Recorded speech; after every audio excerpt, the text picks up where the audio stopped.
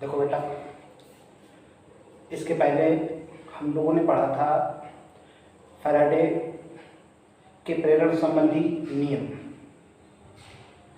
उसके बाद प्रेरित धारा एवं आवेश। आज हम लोग पढ़ेंगे एक समान चुंबकीय क्षेत्र के अंदर चालक तार या क्षण की गति, प्रेरित विभवांतर। तो देखो, ये एक समान चुंबकीय क्षेत्र है। इस चुंबकीय क्षेत्र की तीव्रता b है। ये किसी कागज के तल पर लंबवत नीचे की ओर दृष्ट है। ये एक समान चुंबकीय क्षेत्र है। इसमें हम लोग जो पढ़ रहे हैं वो है चालक तार या क्षण की गति, प्रेरित विभवांतर।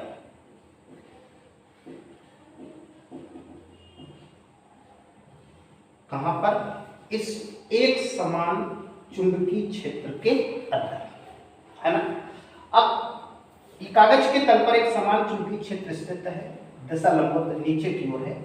इसके अंदर हम एक चालक तार या क्षण PQ मान लेते हैं। इसकी लंबाई L है। इस चालक तार को इस चुंबकीय क्षेत्र के अंदर किसी चाल V से गति कराते हैं। जब इस चुंबकीय क्षेत्र के अंदर इस चालक तार या क्षण को गति कराएंगे तो इस चालक तार के अंदर जो स्थित इलेक्ट्रॉन और प्रोटॉन है वो निश्चित रूप से गति करेंगे। जब गति करेंगे तो जो p सिरे पर इलेक्ट्रॉन है ये नीचे की ओर गति करेंगे, q सिरे पर जो प्रोटॉन है ये ऊपर की ओर गति करेंगे। अब इलेक्ट्रॉन नीचे की ओर, प्रोटॉन ऊपर की ओर गति करेंगे तो ये आवेश वाहक जब किसी भी चुंबकीय क्षेत्र के अंदर गति करते हैं तो एक बल उत्पन्न होता है, जिसे हम चुंबकीय बल कहते हैं। ये किसने बताया? लॉरेंज ने क्या कहा था कि किसी चुंबकीय क्षेत्र के अंदर जब कोई आवेशित कण गति करता है तो उस पर एक बल कार्य करता है और उसे हम चुंबकीय बल कहते हैं। तो इसमें निश्चित रूप से जब ये आवेशित कण इस चुंबकीय क्षेत्र के अंदर गति करेंगे तो यहाँ पर बल उत्पन्न होगा। जो बल उत्पन्न होगा वो चुंबकीय बल Fm ऊपर की ओर, और इधर आवेश की गति के कारण एक बल और उत्पन्न होगा। वो क्या होगा? वैद्युत बल। क्योंकि आवेश गति कर रहे हैं तो निश्चित रूप से विभव होगा तो विद्युत क्षेत्र होगा तो वैद्युत बल काम करेगा, है। इधर जब ये धन आवेश गति करेंगे तो इधर वैद्युत बल की दिशा ऊपर और चुंबकीय बल की दिशा कहां हो जाएगी? नीचे। तो जब ये आवेश वाहक इस चुंबकीय क्षेत्र के अंदर गति कर रहे हैं तो जो बल उत्पन्न हुआ वो चुंबकीय बल हमारा है। तो जो चुंबकीय बल है ये चुंबकीय बल Fm बराबर QVB sin 90 लंबवत है। चूंकि गति की दिशा है वो लंबवत है, इसलिए यहां पर चुंबकीय बल का मान कितना आ जाएगा? QVB। अब क्या है कि जब ये आवेश गति कर रहे हैं, P सिरे से Q सिरे की ओर इलेक्ट्रॉन और Q सिरे से P सिरे की ओर प्रोटॉन जा रहे हैं, तो यहां से इलेक्ट्रॉनों की कमी हो रही है, अर्थात यहां पर प्रोटॉनों की अधिकता हो रही है। यहां से प्रोटॉन ऊपर की ओर गति कर रहे हैं, ये पॉजिटिव, तो यहां पर इलेक्ट्रॉनों की अधिकता हो रही है। इलेक्ट्रॉन इस सिरे पर एकत्रित हो रहे हैं, प्रोटॉन तीसरे पर एकत्रित हो रहे हैं, तो इसके बीच क्या स्थापित होगा? विभवांतर। और जब विभवांतर होगा तो वैद्युत क्षेत्र होगा। तो जो वैद्युत क्षेत्र होगा तो इस चालक क्षण के चारों ओर उत्पन्न जो वैद्युत क्षेत्र है उस वैद्युत क्षेत्र का मान क्या होगा? पीछे चैप्टर में हम पढ़ चुके हैं क्या है वैद्युत क्षेत्र की तीव्रता और विभवांतर में संबंध E बराबर V/L। तो यहाँ पर वैद्युत क्षेत्र जो भी होगा चालक क्षण के सिरों पर या तार के सिरों पर उत्पन्न विभवांतर V और उसकी लंबाई क्या है? L। तो वैद्युत क्षेत्र की तीव्रता हमारी निकल आई E बराबर V/L। अब जब वैद्युत क्षेत्र की तीव्रता निकल आई तो वैद्युत बल निकल आएगा। चूंकि चालक क्षण पर आवेश Q है तो वैद्युत बल निकल आएगा हमारा, वैद्युत बल F E बराबर हो जाएगा QE, E का मान रखेंगे तो QV/L। अब इस चालक तार को, क्षण को इस चुंबकीय क्षेत्र के अंदर इतना गति कराएं कि समस्त P सिरे के इलेक्ट्रॉन Q सिरे पर आ जाए, Q सिरे के प्रोटॉन P सिरे पर पहुंच जाए। यानी यहाँ पर प्रोटॉन एकत्रित हो गए, यहाँ पर इलेक्ट्रॉन एकत्रित हो गए, विभव का मान स्थापित हो गया, अधिकतम चुंबकीय बल हो गया और वो चुंबकीय बल उस स्थिति में ठीक वैद्युत बल के बराबर हो जाएगा। जब प्रोटॉन एक सिरे पर यानी P सिरे पर और इलेक्ट्रॉन Q सिरे पर स्थित हो जाएंगे, उस समय हमारा चुंबकीय बल ठीक वैद्युत बल के बराबर हो जाएगा। तो चुंबकीय बल को हम वैद्युत बल के बराबर करेंगे, तो ये हमारा वैद्युत बल होगा। दोनों मान हम रखेंगे समीकरण 1 और 2 से। तो ये चुंबकीय बल Fm है और वैद्युत बल Fe है। चुंबकीय बल का मान रखेंगे QVB और वैद्युत बल हो जाएगा QV/L। Q से Q कट जाएगा तो VV/L, इसलिए यहां से प्रेरित विभवांतर, जो प्रेरित विभवांतर है ये हमारा मिल जाएगा, विभवांतर V बराबर VB। इस तरह से हम एक समान चुंबकीय क्षेत्र के अंदर चालक क्षण की गति से प्रेरित विभवांतर की गणना कर लेंगे। प्रेरित विभवांतर V का मान क्या होगा, VB।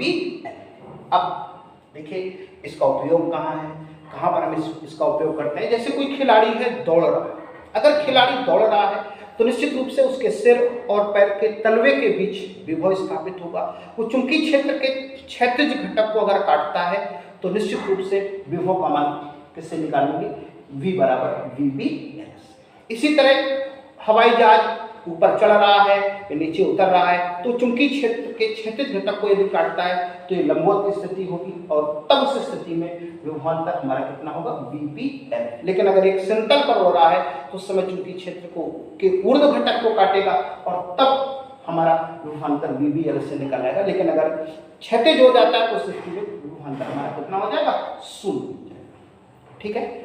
अब इसी में हमारा है फ्लेमिंग के बाएं हाथ का नियम, दाएं हाथ का नियम, जिससे हम ये दिशा निकालते हैं। तो अगर बाएं हाथ का नियम है तो अपने बाएं हाथ के अंगूठा, पहली उंगली और मध्यिका तीनों को इस तरह से फैलाते हैं कि तीनों एक दूसरे के साथ 90 अंश का कोण बनाएं। अगर तीनों एक दूसरे के साथ परपेंडिकुलर 90 अंश का कोण बनाती है तो निश्चित रूप से ये जो हमारी तर्जनी है, प्रथम उंगली है, ये चुंबकीय क्षेत्र की दिशा को प्रदर्शित करती है। जो हमारी मध्यिका है ये धारा की दिशा को प्रदर्शित करेगी और इन दोनों के लंबवत अंगूठा हमारा बल की दिशा को प्रदर्शित करेगा। इसी तरह अगर हम दाएं हाथ के नियम को देखें तो फ्लेमिंग के अनुसार जो दाएं हाथ का नियम है इसमें हम अपने हाथ के पंजे को इस तरह से फैलाते हैं जिसमें हमारी जो समस्त उंगलियां हैं ये चुंबकीय क्षेत्र की स्थिति को प्रदर्शित करती है। ये अंगूठा हमारा धारा की दिशा को प्रदर्शित करता है और इन दोनों के लंबवत बल की दिशा हमारी ऊपर की ओर होती है। ठीक है। अब हमको इसके आगे हम करना है कि किसी एक समान चुंबकीय क्षेत्र के अंदर हम चालक क्षण को गति कराते हैं तो चालक क्षण की गति से फैराडे के नियमों की उत्पत्ति, यानी हम उससे फैराडे के नियमों को सिद्ध करेंगे और साथ में लेंज के नियम की व्याख्या करेंगे। ठीक है। तो एक समान चुंबकीय क्षेत्र इसी तरह से हम कागज के तल के लंबवत बना लेते हैं, लेकिन उस चुंबकीय क्षेत्र के अंदर हम एक U आकार की चालक क्षण, ये एक U आकार की चालक क्षण है।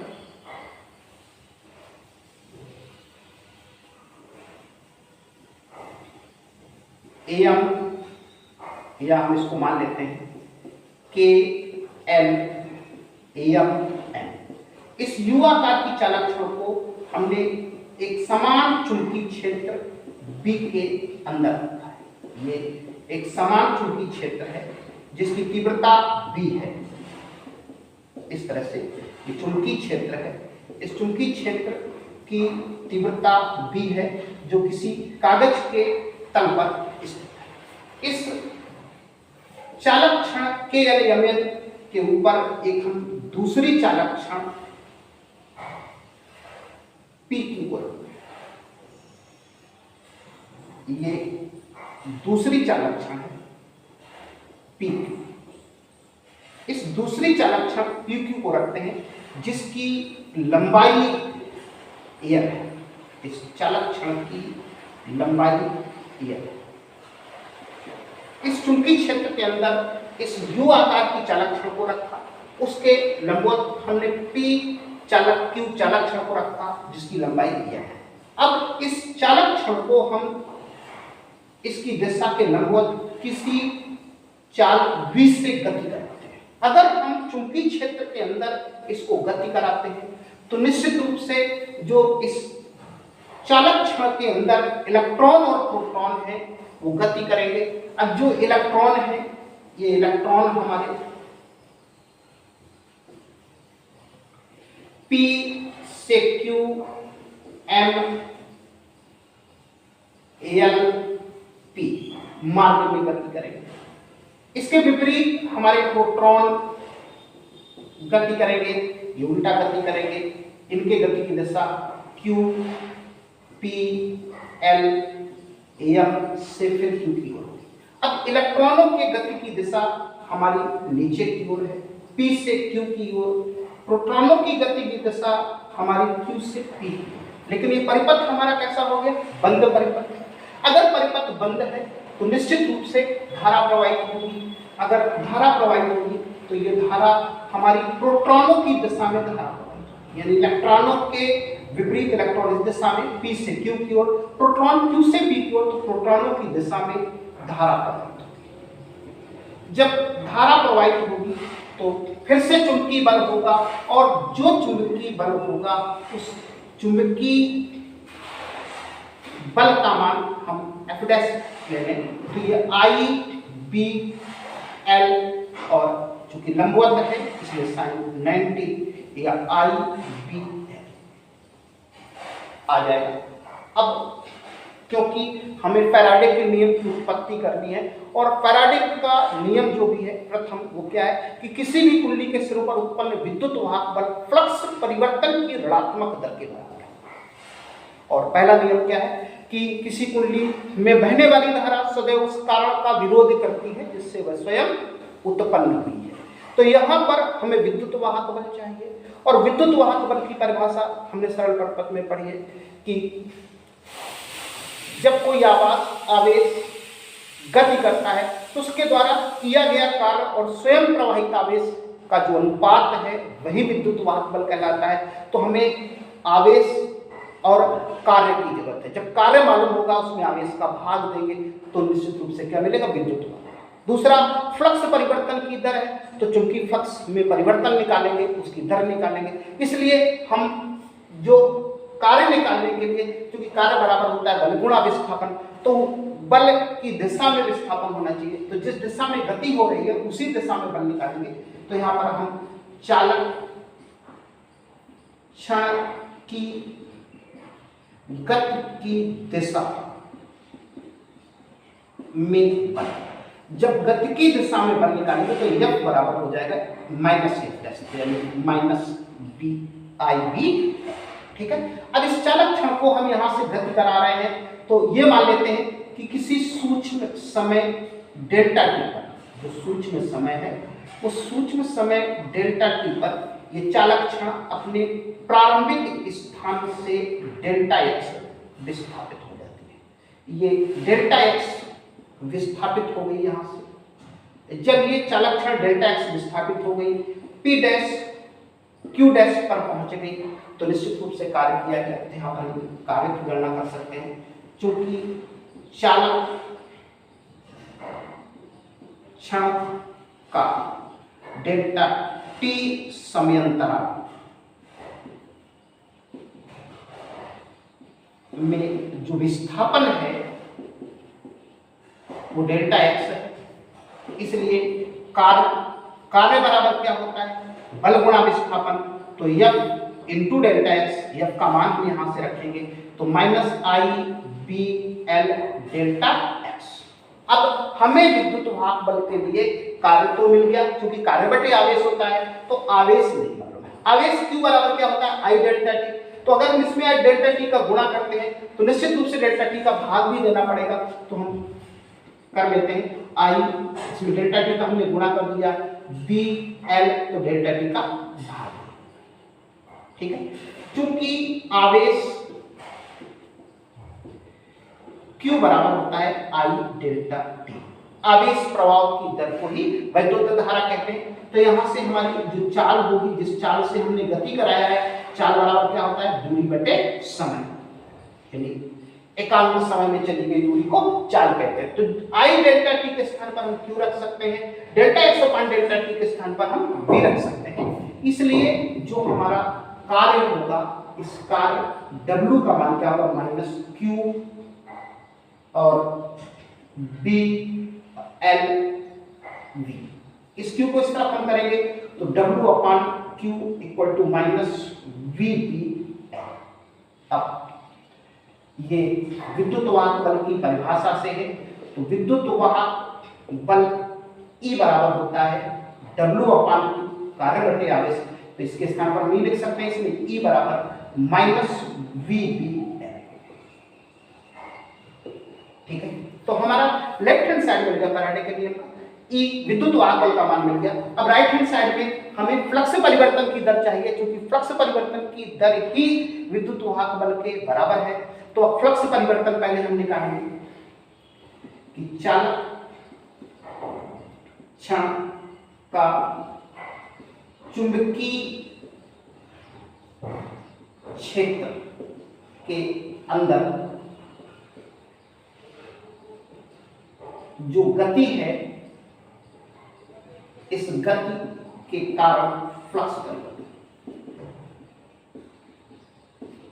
जब फ्लक्स परिवर्तन निकालेंगे तो फ्लक्स परिवर्तन डेल्टा फाई बराबर क्या होगा, चुंबकीय क्षेत्र की तीव्रता, जो कि चुंबकीय फ्लक्स की परिभाषा ही है। फाई बराबर v इंटू ए, चुंबकीय क्षेत्र के अंदर किसी तल को यदि क्षेत्र की दिशा के लंबवत रखते हैं तो चुंबकीय क्षेत्र की तीव्रता तथा तल के क्षेत्रफल के गुणनफल को ही हम चुंबकीय फ्लक्स कहते हैं। तो यहां से चुंबकीय क्षेत्र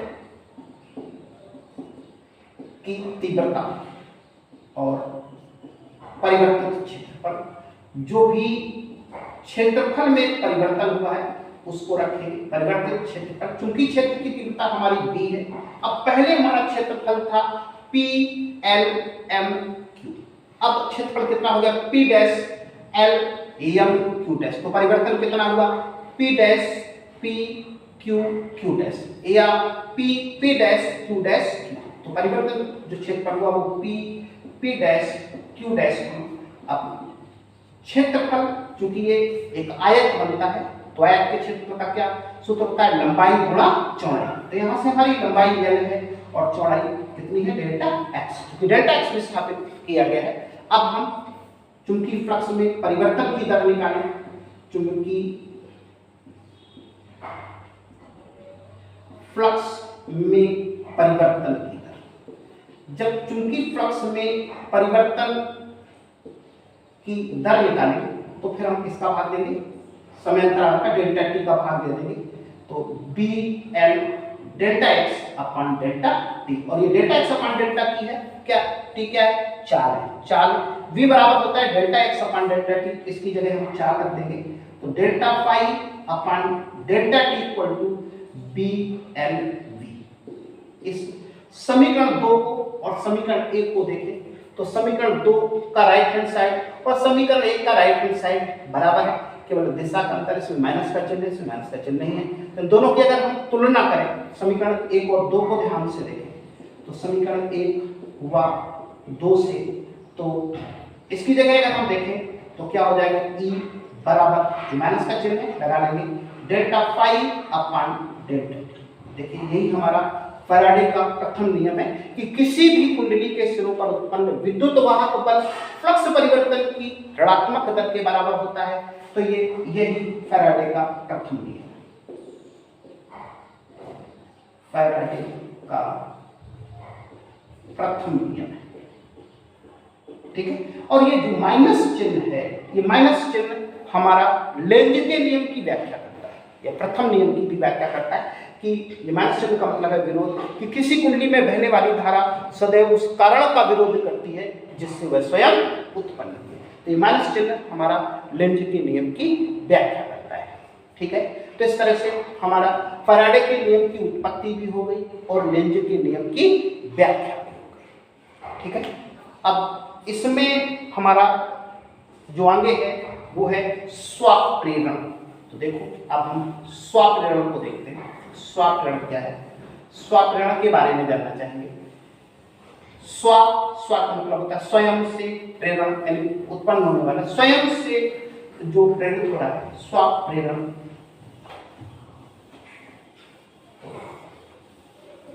देखिए स्वप्रेरण के लिए, तो स्वप्रेरण में क्या है, स्वप्रेरण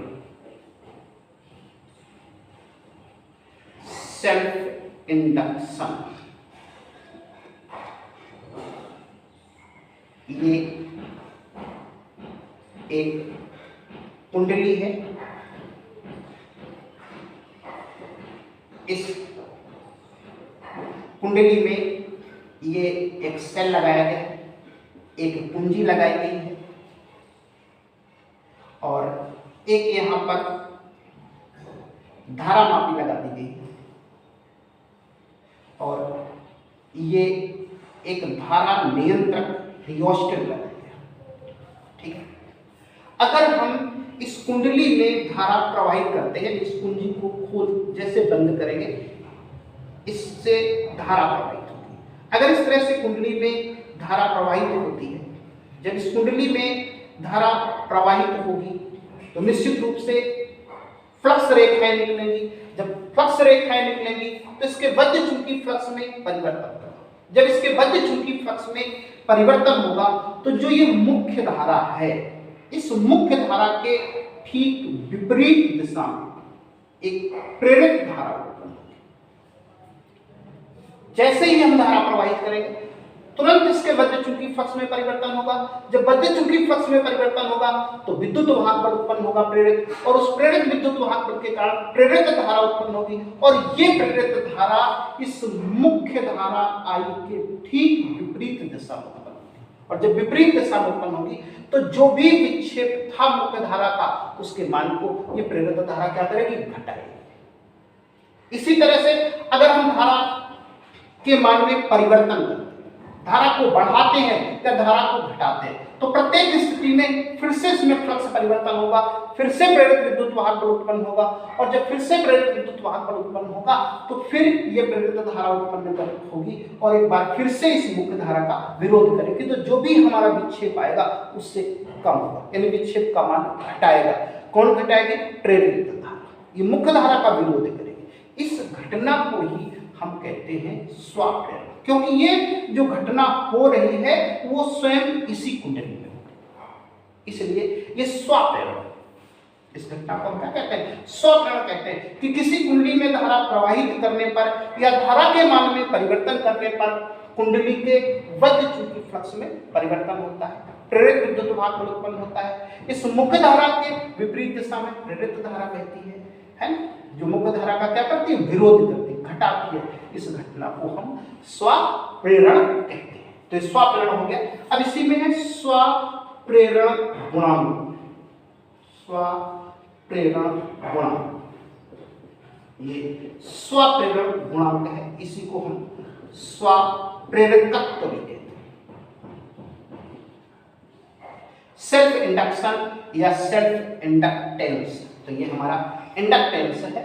तो इस की हम गणना कैसे करेंगे, इसको हम कैसे परिभाषित कर सकते हैं। देखो, जब हमने इस कुंडली में धारा प्रवाहित की थी तभी इसके बद्ध चुंबकीय फ्लक्स में परिवर्तन हुआ था। तो कुंडली में धारा प्रवाहित करते हैं तो इसके बद्ध चुंबकीय फ्लक्स में परिवर्तन होता है, या धारा के मान में परिवर्तन करते हैं तो भी इसके बद्ध चुंबकीय फ्लक्स में परिवर्तन होता है। तो जो बद्ध चुंबकीय फ्लक्स है या फ्लक्स ग्रंथियों की जो संख्या है वो किस पर निर्भर कर रही है, प्रवाहित तो जब ये प्रवाहित धारा पर निर्भर कर रही है, तो जैसे जैसे हम धारा का मान बढ़ाते हैं तो फ्लक्स परिवर्तन बढ़ता है, घटाते हैं तो ये फ्लक्स परिवर्तन घटता है। तो इसलिए हम कह सकते हैं कि ये फ्लक्स ग्रंथियों की संख्या इस कुंडली में प्रवाहित धारा के अनुक्रमानुपाती है।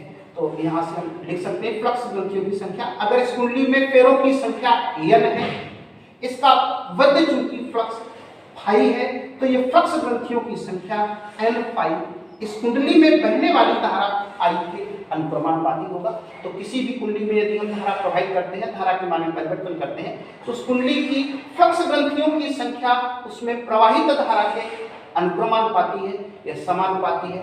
तो जब हम इस समानुपाती का चिन्ह हटाएंगे, बराबर का चिन्ह लगाएंगे, इसको हटाएंगे तो कांस्टेंट आता है, गुणांक आता है n, जिसे हम कहते हैं स्वाप्रेरण गुणांक। ये एक समानुपाती नियतांक है और इस समानुपाती नियतांक को ही हम कहते हैं स्वाप्रेरण गुणांक। तो इस तरह से यहां से अगर हम इसका मान निकालेंगे तो स्वाप्रेरण गुणांक L बराबर हो जाएगा N फाई अपान I। अगर हम इस यदि I का मान 1 एम्पियर कर लें, अर्थात इस कुंडली में बहने वाली धारा 1 एम्पियर हो, तो L बराबर कितना हो जाएगा? L बराबर होगा N फाई। तो यहां से हम परिभाषा कर सकते हैं कि किसी कुंडली में यदि एकांक धारा प्रवाहित की जाए, किसी कुंडली में एकांक धारा प्रवाहित की जाए, तो उस कुंडली की फ्लक्स ग्रंथियों की संख्या को ही स्वाप्रेरण गुणांक कहते हैं। यानी किसी कुंडली में एकांक धारा प्रवाहित करने पर उस कुंडली की फ्लक्स ग्रंथियों की संख्या को ही स्वाप्रेरण